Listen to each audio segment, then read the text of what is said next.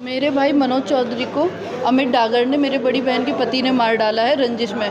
वो उसे मारपीट करता था, वो घर आ गई थी तो इसी एवज में उसने मेरे भाई को आज मार डाला तहसील में सरेआम, दिन दहाड़े। इससे पहले भी कोई घटना हुई थी? हाँ, पहले अपने घर में गोली चलाई थी, बच्चों के ऊपर भी, बीवी के ऊपर, अपनी माँ के ऊपर, सब 15 जनवरी में भी वो गोली चला चुका है और डासना जेल में रहकर आ चुका है, लेकिन बाहर आकर उसने फिर से ऐसी हरकतें करी है। अच्छा, कौन कौन लोग हैं? एक सीसीटीवी फुटेज सामने आया है। हाँ, अमित डागर और नितिन डागर उस फुटेज में दिख रहे हैं बाइक पे अपना मुंह छुपाते हुए, लेकिन उसकी पत्नी ने उनको पहचान लिया है। अच्छा, क्या करते हैं ये दोनों ही वकील है, ग्रेटर नोएडा में बैठता है और एक ये तहसील गाजियाबाद में मेरे भाई के साथ ही बैठता है। अच्छा, इससे पहले भी कोई धमकी दी गई थी? ये डेली धमकी दे रहे थे। आज सुबह मेरे भाभी के फ़ोन पे भी कॉल किया है और मेरे भैया पे भी कॉल कर रहे हैं सुबह से ही कि तुम्हारा रक्षाबंधन ख़राब कर दूंगा, और वही उन्होंने आज कर दिया। बताया जा रहा है जो भाई थे। जी, 4 बहनों में हमारे इकलौते भाई थे। परिवार में और कौन कौन है इनके? मेरी माता जी हैं और भाभी हैं और हम 4 बहनें अब रह गई हैं। बच्चे भी हैं? जी, इनके 2 बच्चे हैं, एक लड़का और एक लड़की। क्या उम्र होगी इनकी? दोनों की, एक 15 साल है, एक 12 साल है।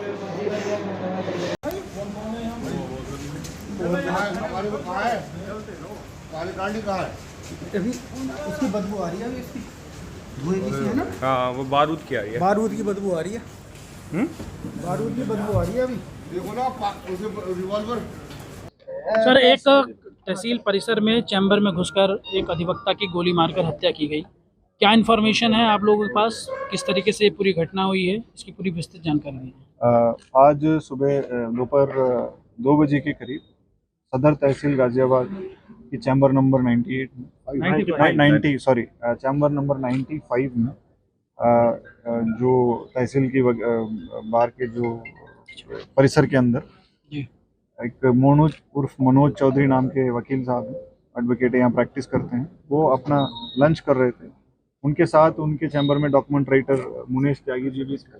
उस वक्त 2 व्यक्ति मुंह के ऊपर जो है रुमाल बांध के या कपड़ा बांध के अंदर आए थे। 2 लोग, उनमें से एक व्यक्ति सीधे उनके पास गया और असले से उनके कनपट्टी में गोली मार दिया है और तुरंत वहां से निकल गया। ये मुनेश त्यागी जो एडवोकेट के जो चैम्बर में डॉक्यूमेंट राइटर है, उन्होंने जो आई विटनेस है उनके द्वारा ये बताया गया है। उनके द्वारा उन 2 व्यक्तियों को पहचानने से भी इनकार किया गया है। करीब 2 बजे की एक सूचना थी कि तहसील परिसर में एक अधिवक्ता के चैम्बर जो 95 के अंदर एक मोनू और मनोज चौधरी नाम के अधिवक्ता को गोली मारकर हमला किया गया है। मौके पर तुरंत पहुंच के पुलिस ने उनको हॉस्पिटल पहुंचाया और वहां पे हॉस्पिटल में डॉक्टरों ने उनको ब्रॉड डेड कर दिया है। मौके की जो स्थिति ये थी कि उनके अंदर जो काफ़ी कुछ मतलब खून और सब पड़ा हुआ था, तो वहाँ पे एक आई विटनेस मनीष त्यागी जी मिले थे और इसी घटनास्थल को हम लोगों ने सील करके तमाम सबूत इकट्ठे किए हैं। शुरुआती तौर पर लोगों का कहना है कि कुछ लोग मुंह ढक के आए हैं, कोई बता रहा था 2, कोई बता रहा था 3, तो उसके बाद हमला करके चले गए। और इसके बाद प्रॉपर तरीके से हम लोग अलग अलग टीम्स बना के काफ़ी सीसीटीवी खंगालने के बाद गवाहों को कॉन्फिडेंस में लेके पूछताछ करने को उपरांत ये पता चला है मोनू उर्फ मनोज चौधरी की जो हत्या है, ये प्री प्लान्ड तरीके से उनका जीजा और जीजा के छोटे भाई और उनके दोस्त, इन तीनों ने मिलके एक दिन पहले से प्लानिंग के तहत अपना ये घटना के कारित किया है। घटना के दिन, घटना से पहले ठीक 15 मिनट पहले अपने फादर के नाम के ब्रेजा गाड़ी जो डार्क ग्रे रंग की है, उसमें तीनों तहसील परिसर में आए हैं। तहसील परिसर के बाहर गाड़ी खड़ी की है और तीनों गए हैं और चैम्बर के अंदर जो नितिन डागर नाम के व्यक्ति है, जो अमित डागर के छोटा भाई है, जो अमित डागर है मृतक की जीजा है, उनके बड़ी बहन की पति है, तो अंदर घुसा है और अवैध असला कट्टे से उनको कनपट्टी में लगा के गोली मारा है और तुरंत वहां से तीनों बाहर निकल गए। पूछताछ के दौरान और भी तमाम 2 लोग बाहर खड़े हो गए, एक व्यक्ति अंदर घुस के गोली मारा है और असला जो घटना में प्रयुक्त असला भी बरामद की गई है, घटना में प्रयुक्त गाड़ियां भी बरामद की है और घटना के बाद फिर अन्य जो गाड़ी से ये लोग घूम रहे थे पुलिस से बचने के लिए, वो गाड़ी भी बरामद किया है। इसके अलावा ये घटना के जो बैकग्राउंड में ये पता चला कि मोनू चौधरी की बड़ी बहन है सरिता चौधरी। इनकी शादी 2002 में अमित डागर नाम के व्यक्ति के साथ हुआ है। अमित डागर भी पैसे से अधिवक्ता है और उनके जो चैम्बर है वो नोएडा में है, और उनके छोटे भाई है नितिन डागर, वो इसी तहसील परिसर में उनके चैम्बर भी है। अमित डागर की शादी सरिता से जो हुई है वो उसके शादी में काफ़ी सारे प्रॉब्लम्स हुई है। डोमेस्टिक वायलेंस की मुकदमा भी इससे पूर्व दर्ज किया गया कविनगर थाने में। मुकदमा उपरांत बहन, मृतक की बहन है, वो अपने ही घर में मायके में आकर रहने लगी है। इनकी 2 बच्चे हैं, एक बड़ी बेटी, एक छोटा बेटा है। बेटी माँ के साथ रहती थी मायके में यानी ननिहाल में, बेटा जो है अपने फादर के साथ रहता है। इस बीच में प्रॉपर्टी को लेके भी विवाद हुआ है। जो अमित डागर है अपनी वाइफ के नाम से दो प्रॉपर्टी 2012 और 2016 में खरीदा है। 2012 में और 16 में एक फ्लैट और एक मकान, फ्लैट जो है चिरंजीवी विहार में और मकान दुहाई में खरीदा है, जो कि दोनों की कीमत लाखों में है। तो इस दोनों प्रॉपर्टी को बेचने के लिए सरिता चौधरी और उनके भाई मोनू चौधरी प्रयास कर रहे थे, जिसका विरोध अमित डागर के द्वारा किया गया है।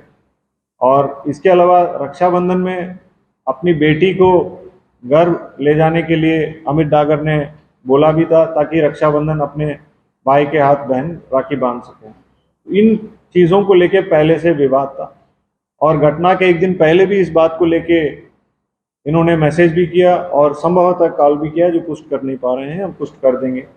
बट ये चीज़ें पहले से हुई है, और कल इस मौके को फ़ायदा उठाकर इन लोगों ने कल रात भर प्लानिंग बनाई और सीधा 1:45 के आसपास तहसील परिसर में अपने फादर के नाम रजिस्टर्ड गाड़ी है वो से आए हैं, और 3 लोग उतरे थे, जिसमें अमित डागर भी थे, उनके छोटे भाई नितिन जिन्होंने गोली मारा वो भी थे, और उनके सहयोग में एक अनुज उर्फ पालू ये थे। ये तीनों गए हैं और 2 लोग बाहर खड़े हो जा रहे हैं। अंदर नितिन डागर उसके घटना अंजाम दिया है और वापस आके ये तीनों मिलके भाग गए। तो यही घटनाक्रम है, और तीनों पुलिस की हिरासत में गिरफ्त में आ गए हैं। और जिस गाड़ी से भाग भी रहे थे वो सेंट्रो कार है, वो भी हिरासत, मतलब उसमें उसको भी ले लिया गया है, कब्जे में ले लिया गया है। ये पूरा घटनाक्रम है। इसमें प्योरली व्यक्तिगत पारिवारिक रंजिश के अलावा और कोई रीजंस नहीं।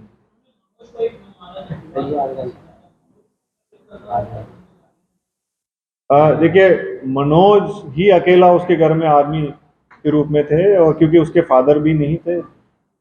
मनोज चौधरी के फादर यूपी पुलिस के सब इंस्पेक्टर थे और यहीं तैनात भी रहे हैं, और उनके जाने के बाद सारी जिम्मेदारी मनोज चौधरी की था। तो अपने बहनों को जो भी देखभाल करना, शादी कराना, उनके सारे जो कुछ भी मदद करना, सरिता चौधरी की पूरी तरह से साथ मोनू चौधरी दे रहा था।